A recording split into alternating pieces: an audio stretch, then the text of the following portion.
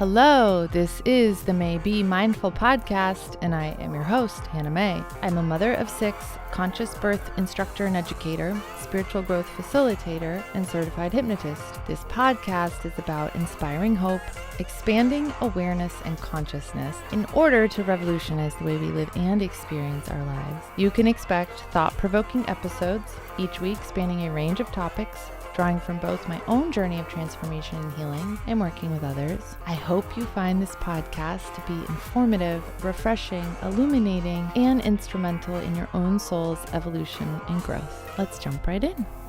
Hi guys, welcome back to the Mae B Mindful Podcast. Guess what we're going to talk about today? You probably already know because you clicked on the episode and you saw the title, but addiction. So here's the thing. I've sort of been avoiding this topic, even though it's something I'm very comfortable talking about because it feels like such a big topic. It feels overwhelming and I really want to do it justice. And so, I'm just going to first acknowledge that there's so many different things to discuss here. So it's many conversations. This is just an introduction. And,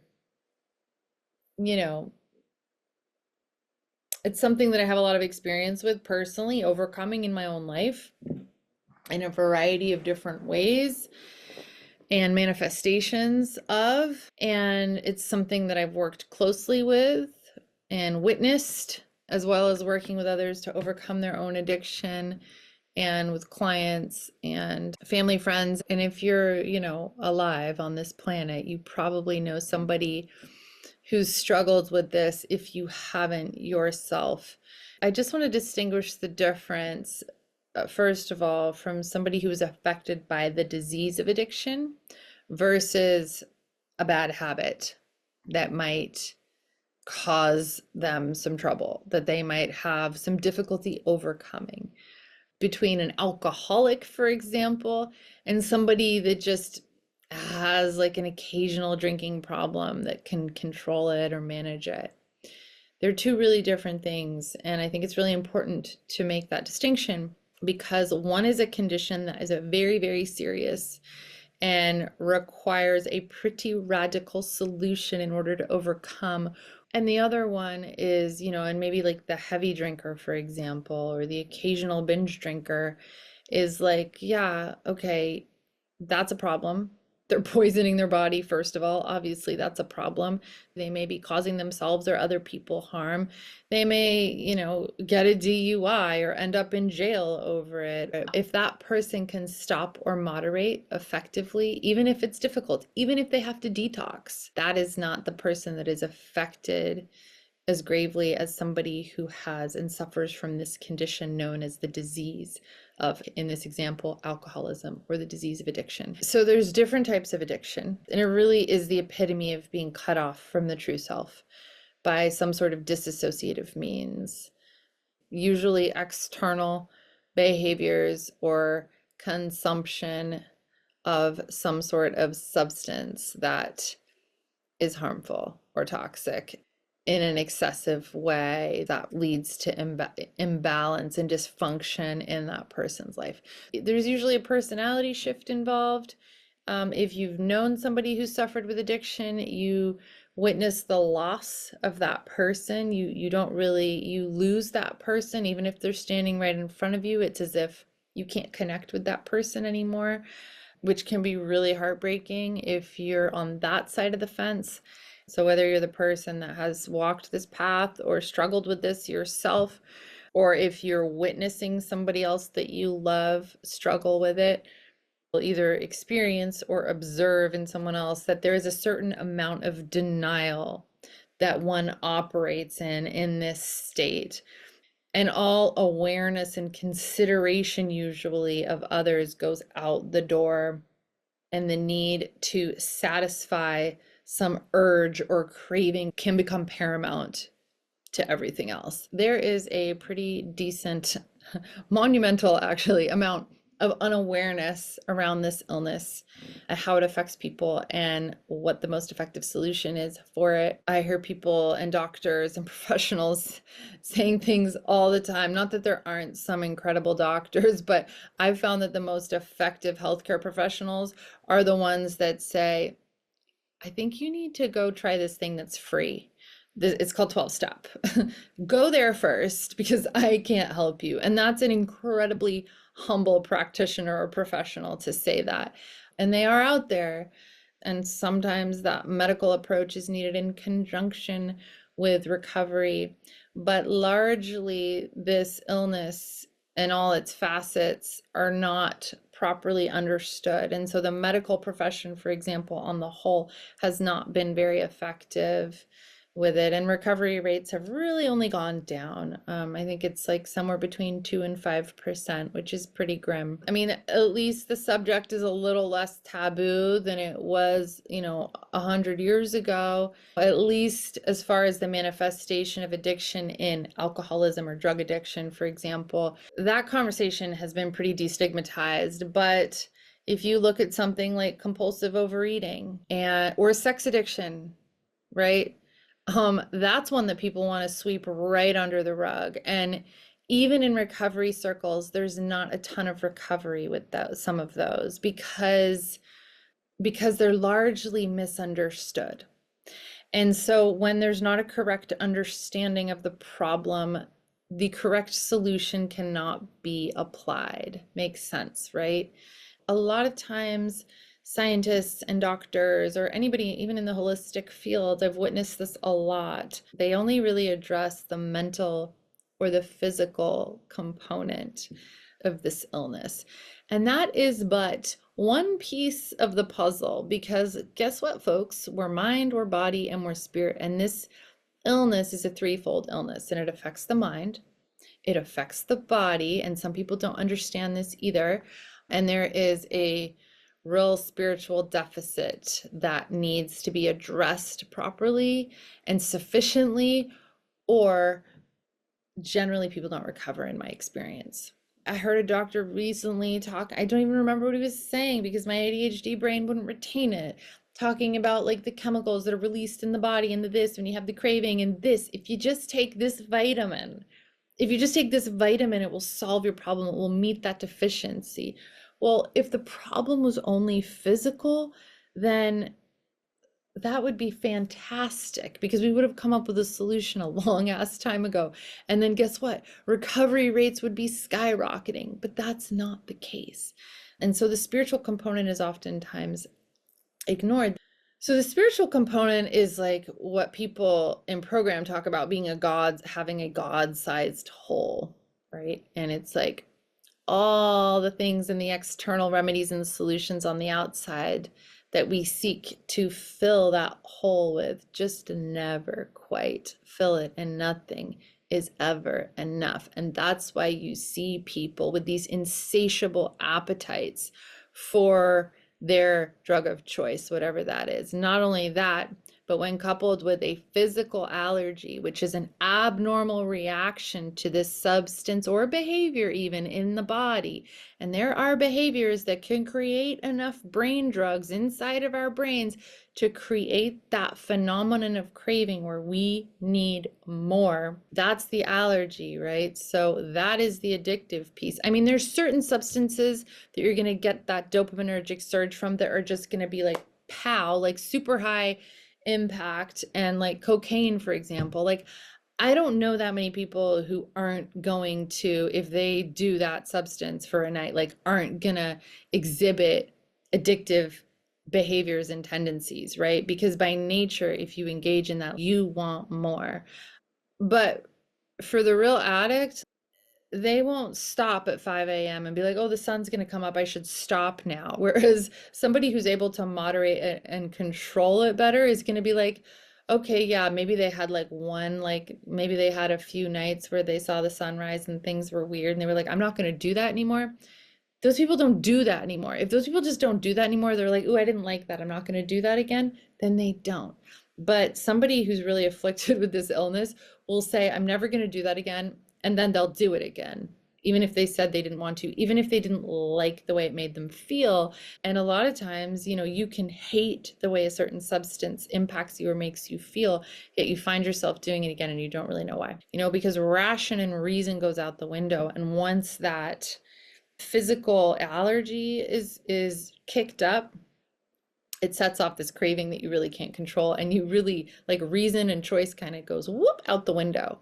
So a lot of times people think that this is a moral issue, and they think, oh, these people are making poor choices, but actually they have lost the ability and the power to make these reasonable, sane choices for themselves, and they are in fact being driven by something that is bigger than them. And that really is the mental and the spiritual component of this illness. The other misunderstanding about the physical piece and the craving aspect. And so here's the thing, if it was just as simple as removing the craving, kind of like if you have somebody who's addicted to sugar, who can't stop eating sugar. Like, I know a ton of people like that. Now, if you actually ever become abstinent from that substance, like you remove sugar out of the equation, then you're gonna stop craving it. Same thing with alcohol. You're not gonna have a physical craving for it. Same thing with relationships, like a particular kind of toxic person, right? If you're addicted to certain type of people, like a process addiction, if you remove that substance or that behavior and you detach from it and you put that down, which is possible to do, right? Like, a lot of people will have these like good month-long runs free of the behavior or addictive behavior or substance, and then they'll find themselves doing it again. Now, if you really remove that substance, actually, you have eliminated craving. Once you've detoxed and it's out of your system completely, you have eliminated craving. There's nothing. The allergy can't be triggered if it was solely about putting down the behavior of the substance, and that would just be fantastic, because that would mean that, hey, that's all you had to do. You're free. You can go about your business now, and you don't have to worry about it. However, there's a reason why people who have 20, 30 years of recovery, long-term recovery, successful, beautiful lives end up relapsing and destroying their lives, or are found dead in a hotel room. When it happens all the time, I can't tell you how many people, loved ones I know, that this has happened to, or have suicided 14 years in because they didn't find relief.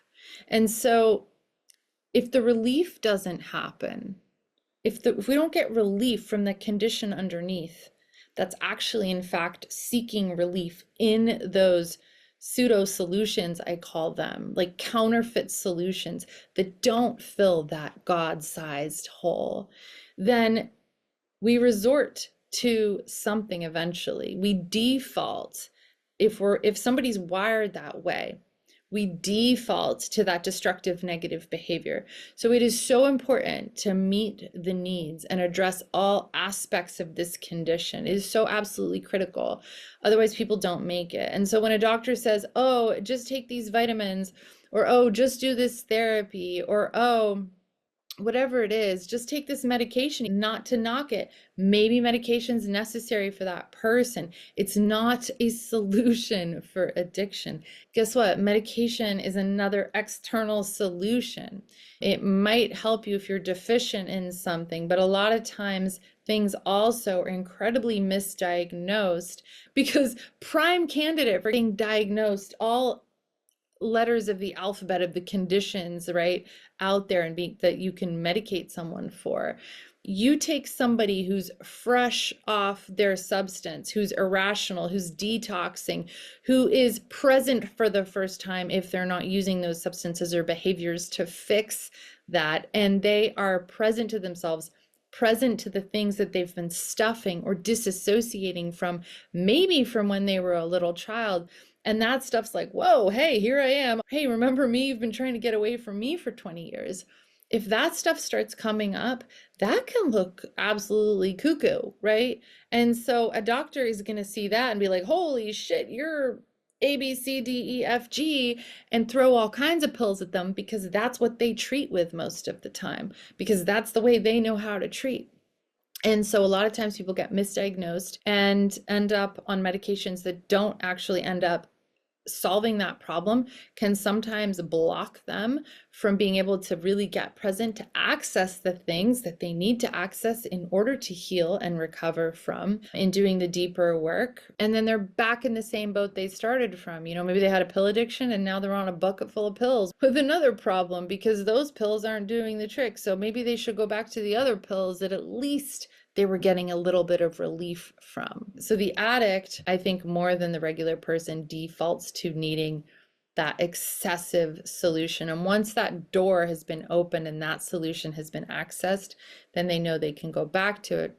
And there's this sneaky thought process that happens in the mind that convinces them that like that's the thing that's going to work. So when that sort of obsessive thinking comes up, that's not as a result of a craving. The craving is physical. That is as a result of an obsessive thought that does not see truth, does not see rationally, and is not thinking clearly, yet it will still take people out who have long-term abstinence or sobriety again and again and again, and it can end really destructively. Okay, so was that a mouthful? I feel like it might have been. I don't remember what I've even said so far, but I can tell you that it's an incredibly insidious and destructive illness. The only thing that I've personally ever seen work is properly applying an adequate solution in order to affect a change on such a deep level with somebody that they're completely restored. So I'm a fan of all different modalities. I love different therapeutic techniques, and it's incredible to me how many ways there are at supporting ourselves and addressing ourselves in a holistic and helpful way. However, hands down, without a doubt, the only thing that I have seen be effective long term is 12-step, because it is this, and not that there's not other solutions, maybe there's another way to get well, but it's the only thing that I've actually personally experienced real relief from. And it's the only thing I've witnessed anybody else have the change to the effect that they need to, the transformation to the effect that they need to, in order to not go back to that old behavior, in order to be as if they were born a new person almost, right? Free of that condition, essentially. So this is because it's a spiritual program of action, okay? So it addresses that spiritual component, and it's designed to create a psychic change. Psychic means soul. It is a soul change. So, when we have that change on such a deep level and we do that work that's specifically tailored and designed for this particular problem, right? Not that there aren't other ways to have a spiritual experience. The thing is that a lot of times those other ways aren't resulting in the spiritual experience necessary in order to have that transformation. A lot of times those things don't translate to an experience. They stay in our mind. So maybe it's like we have certain convictions or beliefs, or, we go back to our faith, which there's nothing wrong with that. That's great. If that's what you want to do that. But it doesn't seem to be the thing that works, because a lot of times people have beautiful ideals. And addicts, by the way, are some of my favorite people. They are some of the most well-intentioned, genuine people with the highest philosophical and moral codes I've ever met. Yet those codes and morals are not the things that enable them to create and sustain that transformation that I'm talking about. Because that transformation doesn't happen in the mind. The problem happens in the mind. And this goes for all humans with any kind of problem. There's no problem really except for in our minds, the way we perceive things. And so it's largely a disease of perception. And when the perception can really shift and we can have an experience that transcends that and is bigger than that, and we can have an experience that we get more of an effect from, and this is the key, to be able to have an experience that we get more of an effect from, that we can access within, not by utilizing something outside of ourselves, but within, that transcends and is greater than and better than that experience that we get from those pseudo false temporary solutions outside of ourselves. And even within recovery circles, there's still a good amount of unawareness. With the message over the last 100 years in those circles has been pretty diluted. And so while sometimes there's a great support system, it doesn't necessarily mean that everybody's carrying the message or has had that experience themselves. And in order to be able to transmit that and lead someone else through that experience, you have to have had it. And so the recovery rates are kind of still in the toilet. And like I was saying, and I don't know if I mentioned this earlier, because like I said, I don't remember what I've said already, but there are certain facets and manifestations of this illness where it is hard to find somebody really well to take you through who really understands. And this is a disease that thrives on isolation. And because of that, community and connection is so important to really like get with your people, because a lot happens in the silence that is not good. Once you get well and you clear that space, then silence is a beautiful thing. But until that happens, that silence and that isolation is absolute disaster for somebody who's wired this way. You know, the best person, if you're wanting to recover or you know somebody that wants to recover, is somebody who has recovered. That is the person that is going to be equipped with the information and this like arsenal of a toolkit to be able to adequately, to be able to reach this person and support them.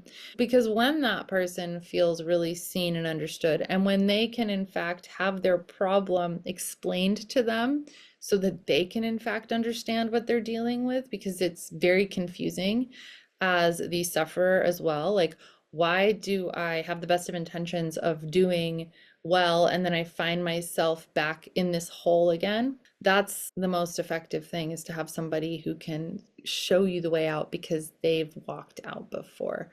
Whoo, mama. So yeah, that's it for now. I've exhausted myself. But I am going to add one more thing. Because of the journey of recovery and the way in which you wake up to yourself and get present to yourself and life as a result of getting well, of getting sober, getting abstinent, getting well, is such that you will hear people say that they are grateful addicts. And that can feel confusing. Like, why would you be grateful for such a horrendous condition? But the reason why this is so is because as a result of this condition, they were able to access such an incredible solution that they may not have found otherwise. And I can attest to this, and I feel like you guys have heard me say this before. It's such an incredible gift to have been able to walk through these parts of myself and pass through these challenges and come out on the other side knowing myself better, understanding others better, having deepened compassion and empathy for others as a result of my own suffering, and being defeated and humbled by these things, which enabled me to find a really powerful, effective solution that, like I said, is spiritual, in order to just like live better. And in addition to that, to be able to be uniquely useful and of service and be able to support others and carry a light for others. And I don't know, like the whole basis of 12 step, the whole thing that brings it full circle is working with others. It's carrying it on. So people who choose to stay selfish with the gift of recovery, that flame I've witnessed usually kind of fizzles and burns out, and they digress into selfishness again, which it is a very self-centered condition rooted in self that the sufferer tends to default to. So when you're called to a high level of responsibility here in carrying the message and being of service, the people that I witness who do well are the ones who really continue to carry the torch, because this service piece is incredibly powerful and elevating and connecting, staying connected in community, in fellowship, which is how we best thrive. And also cultivating gratitude, even for our problems, because we see how they are in fact useful to others, and keeping us aligned with purpose. Because I think that, and my experience is that I'm happiest when I am in purpose. And I can also attest to this because living in purpose is really living in service. You are operating in your God-aligned self when you are in service. This is a very satisfying way to live, even though for the naturally self-centered person, it's not intuitive. It's like, do this step, do this, otherwise you won't make it. Okay, fine, I'll do it. But then you do it and you're like, oh wow, this is really the deal. Like, this is the icing on the cake. This is what sticks everything together. This is what makes life really beautiful, worth living, and takes it over the top, puts me in connection with the world and the universe again, and helps me go, okay, there's this thing called providence, right? I don't understand everything that's happening, but God does, and like has found a way to use the most painful, horrific things to really tie us all back together and unify. And that's the short story, folks. There's more to this, obviously. I'm gonna try not to cry, but I love you guys. And more conversations to come on this. Mwah. Thank you for tuning in to the Mae B Mindful Podcast. If you enjoyed today's episode, don't forget to subscribe and leave us a review. Your feedback helps us grow and improve. For more information, resources, and exclusive content, visit our website at maybemindful.com or go ahead and follow us over on Instagram at Mae B Mindful. If you enjoyed this week's episode, please give me a follow, screenshot the episode, and go ahead and tag me until next week when I bring you another thought-provoking and inspiring topic. Until then,